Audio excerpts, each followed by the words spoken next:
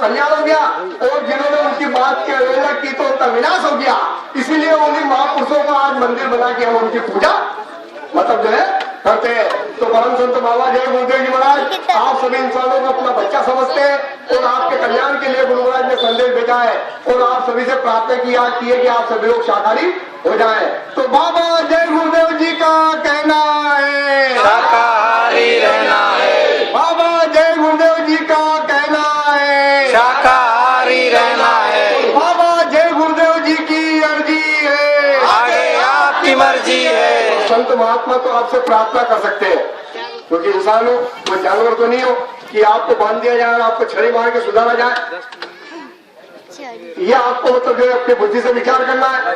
ऐसी आवाज आज से 5000 साल पहले, जब इंसान की उम्र द्वापर के अंदर 1000 साल की होती थी, भगवान कृष्ण ने 500 साल तक घूम घूम के प्रचार किया है इंसानों, धर्म के रास्ते के ऊपर आ जाओ, क्योंकि द्वापर जाने वाला, कलयुग लगने वाला है।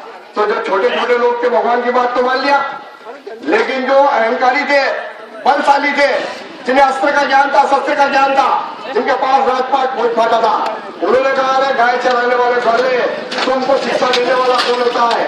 इस दुनिया में वही होता है जो हम चाहते हैं। उसका परिणाम क्या हुआ? धर्म को मानने वाले एक तरफ हो गए, धर्म को मानने वाले एक तरफ हो गए, और फिर 18 दिन का महाभारत हुआ। 18 छोड़ी सेना, उसके अंदर लड़के समाप्त हो गई। 8 आदमी बचे, 5 पांडव, 1 कृपाचार्य, 1 कृष्ण भगवान और 1 सत्यकी, बाकी सारे के सारे मारे गए। फिर भगवान कृष्ण के परिवार के अंदर जब अत्याचारी, अनाचारी और बुरे काम करने लगे, तो ऐसा खेल हुआ कि 1 घंटे के अंदर पूरे हिंदुस्तान में 56 करोड़ यदुवंशी मारे गए। तो वो प्रकृति जो प्रकृति दंड देगी, तो समय कहते आने वाला नहीं है। अब अनाज खाते हो, बुद्धि रखते हो, रोज पेपर पढ़ते हो, तो पता चलता है कि किसी देश ने कोई मिसाइल बना ली, कोई बम बना लिया, कोई टैंक बना लिया, कोई रॉकेट बना लिया। तो जिस तरीके से तुम अपने घर के अंदर साल भर के लिए खाने के लिए गेहूं चावल राशन भर के रखते हो ना, ऐसे ही तमाम देशों ने पिछले 25, 30, 40 साल से वो हथियारों का जखीरा जमा करके रखा है। अब हथियारों का जखीरा जमा करके रखा तो कोई सोएंगे थोड़ी, सिरा में रख के सोएंगे थोड़ी। अरे उसका एक वक्त और एक समय आ रहा है, जब उस वक्त और समय के अंदर किसी एक देश के राष्ट्राध्यक्ष का दिमाग खराब हुआ, तो वो दूसरे देश के ऊपर आक्रमण कर देगा। तो दूसरे देश के ऊपर आक्रमण किया तो वो भी कोई चुप बैठने वाला नहीं है, वो अपने शस्त्रों का प्रयोग करेगा।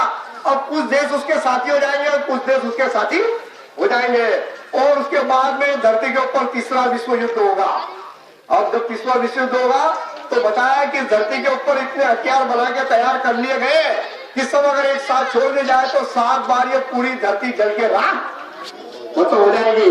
अब उसके अंदर कीटाणु बमों का उपयोग किया जाएगा, रासायनिक बम।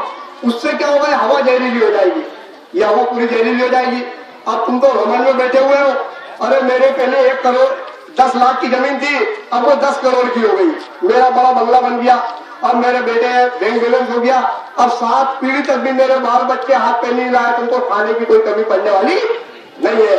और अत्याचार अनाचार करने में, मांस खाने में, शराब पीने में लगे हुए हो, अरे लेकिन सांस तो लोगे। अब कुर्सी में बैठे बैठे जैसे ही सांस लोगे तो वही बैठे के बैठे ही रह जाओगे। ये तुम्हारे बंगले, मकान, खेती, जानवर, बैंक बैलेंस उस समय तुम्हारी कोई मदद करने वाला नहीं है।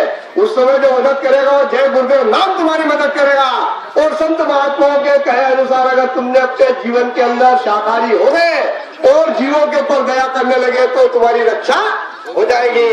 तो बाबा जी का कहना है शाकाहारी रहना है, तो जीवों पर दया करेंगे, ईश्वर उनकी मदद करेंगे, तो जीवों पर दया करेंगे, ईश्वर उनकी मदद करेंगे। प्रेम से बोलो जय गुरुदेव। जय गुरुदेव।